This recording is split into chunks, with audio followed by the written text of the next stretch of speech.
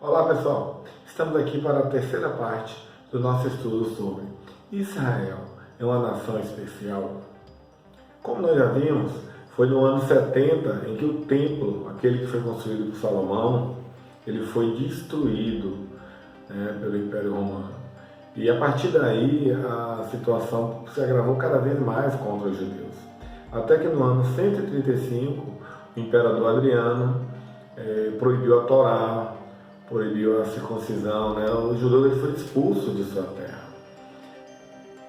Jerusalém teve o seu nome trocado para Hélia Capitolina.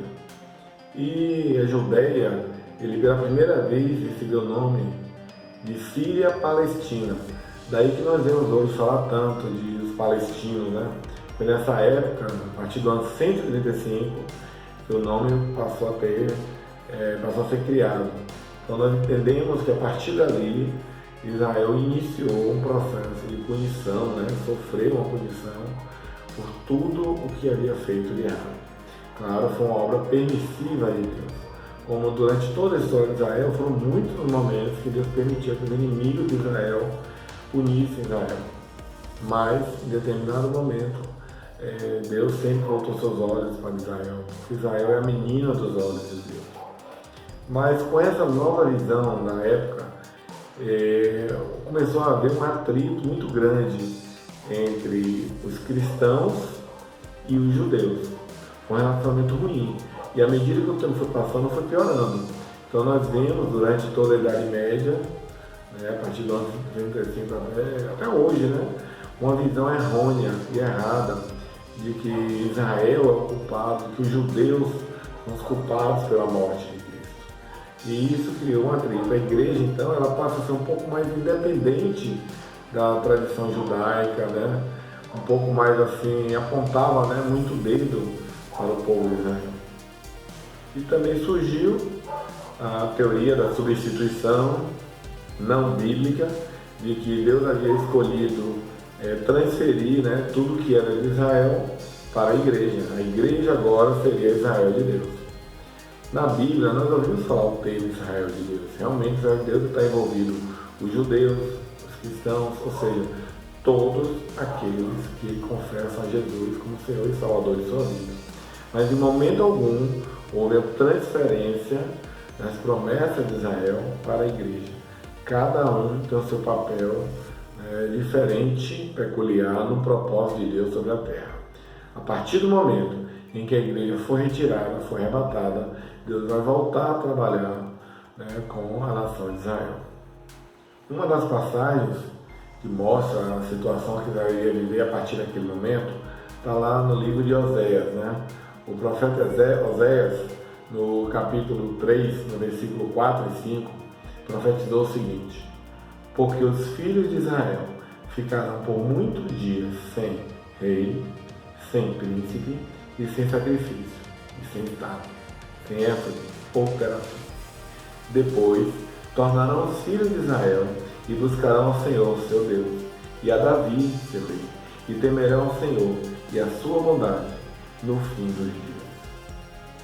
No fim dos dias. É interessante que nos mostra o quanto nós estamos próximos dessa época. Porque Israel já cumpriu esse tempo em que ele ficou sem rei. Hoje Israel já é uma nação, já tem rei, o presidente. E é interessante também que diz que Israel ficaria muito tempo sem sacrifício. E nós vemos hoje na mídia o quanto Israel tem lutado para voltar a reconstruir o templo e a sacrificar novamente. E como nós vimos nessa passagem de Oséias, tudo isso vai se concretizar no fim dos dias. É por isso que nós entendemos que Israel é o relógio de Deus. É olhando para Israel que nós percebemos o momento em que vivemos, o quão próximo estamos da época da redenção, na época em que o Senhor Jesus retornará à terra para fazer cumprir tudo aquilo que nos foi prometido. Nesse período, Israel foi expulso de sua terra, como nós já vimos. A terra passa a ficar deserta, porque o Império Romano ele vai se desfazendo aos poucos. Como foi profetizado lá em Daniel, ele não é conquistado nem destruído por nenhum outro império. ele se desfaz. E a partir daí surgem novas nações. A terra, né, da Judéia, o que hoje nós conhecemos, né, como a nação de Israel, que não é só aquela área que está lá, é uma área muito maior, porque ela foi prometida por Deus, uma área muito maior do que aquela, mas ela foi tomada, né, por diversos outros povos. No ano 570, Maomé está ali já trabalhando, fundando o islamismo, e ali vai ser construída a mesquita.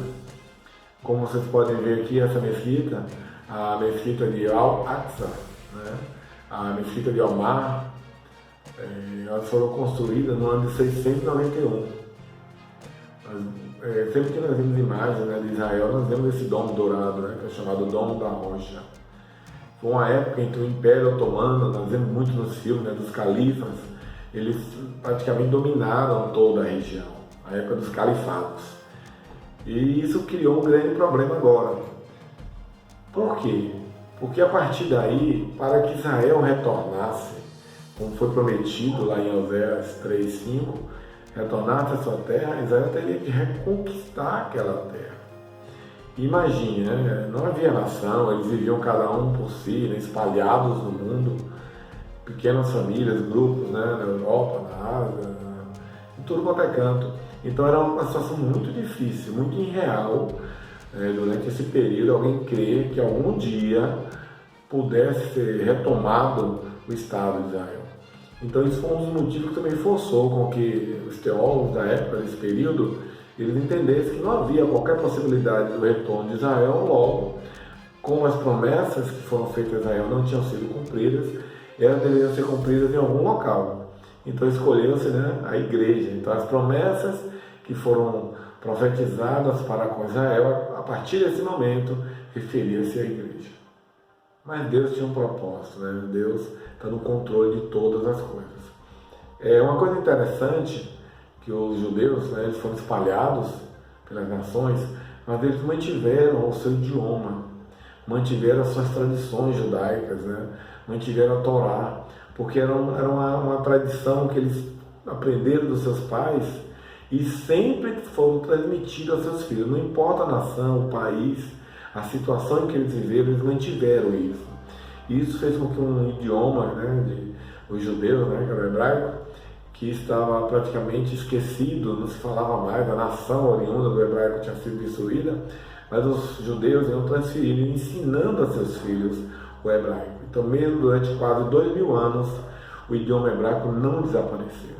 E de uma forma assim milagrosa, foi a única vez na história da humanidade em que o idioma, depois de mais de 1000 anos sem falar, ele volta a ser o idioma oficial de um país, como hoje é lá na nação de Israel. Uma passagem lá em Isaías 19:18, uma profecia, diz o seguinte: naquele dia haverá 5 cidades na terra do Egito que falarão a língua de Canaã. Interessante que o Eliezer Ben Jehuda foi um dos principais judeus responsáveis pelo ressurgimento do idioma hebraico, né? Ele conseguiu renascer esse idioma. E havia essa necessidade, porque caso isso não ocorresse, essa profecia de Isaías nunca poderia se cumprir. Então, como hoje ela é falada, nós sabemos que naquele dia, que é uma expressão na Bíblia que refere-se ao tempo do fim, né, a volta de Jesus, haverá 5 cidades, né, no Egito que falarão o hebraico. Theodor Herzl, né, essa imagem, ela representa o Theodor Herzl no ano de 1897, no primeiro congresso sionista. O que é um congresso sionista? Foi a partir daí que os judeus começaram a se organizar com o intuito do retorno à Terra Prometida. No século passado, nós tivemos 2 grandes guerras, né? A Primeira Guerra Mundial, ela foi no ano de 1917. Agora, essa Primeira Guerra Mundial tem uma grande importância para o cumprimento da profecia de Deus com o retorno de Israel à sua nação. Por quê? Imagina assim, durante a Idade Média, né, principalmente nos últimos anos, o califado era muito poderoso, dominava toda aquela região. Como os judeus que não tinham exército, não tinha nação, não tinha amigos, vamos dizer assim, poderiam reconquistar aquela terra. Precisaria realmente de uma intervenção divina. E houve de uma forma assim extraordinária. Com a Primeira Guerra Mundial, o Império Otomano ele foi derrotado pela Inglaterra. Como você pode ver nessa foto, o general Allenby, quando ele chega em Jerusalém, né, ele desce do cavalo. Ele tinha um respeito à cidade santa. Isso ocorreu no dia 11 de dezembro de 1917. E ali foi assinado, né, o Tratado de Balfour, onde a Inglaterra apoiava o plano sionista, né, o plano a favor de Israel retornar à Palestina. A partir daí, iniciou um grande conflito que até hoje nós vemos nas televisões, né, nós vemos acontecer direto entre os palestinos e Israel. Porque você tinha um povo nascido, né, naquela terra, desde o ano 135, né, quando a Roma criou a Palestina, e aquele povo, de repente, ele é conquistado, ele é derrotado, né, pela Inglaterra. A Inglaterra diz, não, eu vou devolver a Israel essa parte do território, né, porque pertencia a Israel. Claro que isso não se dá sem simples, né, tem muita manga, muito pano para manga, né, para ocorrer nesse período, até que Israel volte a ser uma nação. Mas a Primeira Guerra Mundial teve um papel fundamental para preparar uma forma pacífica, né, de que Israel pudesse retornar à terra sem que houvesse a necessidade de um conflito militar. Porque a Inglaterra fez isso por Israel. Israel não tinha um exército. No final da Primeira Guerra Mundial já havia, né, a Liga das Nações, que hoje nós conhecemos como a ONU, né? E a Liga das Nações aprovou o mandado britânico, né, da Palestina, que foi do ano de 1920 até 1948, ou seja, quem mandava naquela região, de acordo com a Liga das Nações, era a Inglaterra. Nós podemos já observar a preparação de Deus, política, militar, né, proporcionando condições para que Israel um dia voltasse a ser uma nação. No ano de 1939 vai ter início a Segunda Grande Guerra Mundial. E no próximo vídeo nós vamos ver como Deus usou a Segunda Guerra Mundial para fazer cumprir, né, a profecia. Na Bíblia existem diversas profecias, mas uma delas eu considero assim a mais forte, a mais contundente, a mais incontestável, que prova a existência de Deus, que prova que a Bíblia Sagrada foi escrita, inspirada por Deus. Ezequiel 20, 33 ao 34 diz o seguinte: tão certo como eu vivo, diz o Senhor Deus, que com mão forte e com braço estendido e com indignação derramada hei de reinar sobre vós, e vos tirarei dentre os povos, e vos congregarei dos países nos quais fostes espalhados, com mão forte e com braço estendido e com indignação derramada. Essa passagem é magnífica. Por quê? Porque ela foi escrita pelo profeta Ezequiel, na época do exílio babilônico, né, em que Israel estava cativo pelo rei Nabucodonosor. E muitas pessoas dizem assim, não, isso aí se referiria justamente àquela época em que ele vivia. Mas nós sabemos que naquela época Israel foi levado apenas para a Babilônia, não para países, né? E então aquela profecia se referia a tempos futuros. E nós também temos a certeza de que isso foi escrito no mínimo 200 anos antes de Cristo, através dos manuscritos do Mar Morto, que foram datados pela ciência, né? Então é incontestável que foi escrito no mínimo 200 anos antes de Cristo, e é incontestável que se refere ao retorno dos judeus de diversos povos, de diversas nações. E Deus deixou o desafio: tão certo como eu existo, eu vou trazer você de volta à sua terra. E isso ocorreu no ano de 1948. E nós vamos ver essa fascinante parte da história da humanidade e de Israel no próximo vídeo.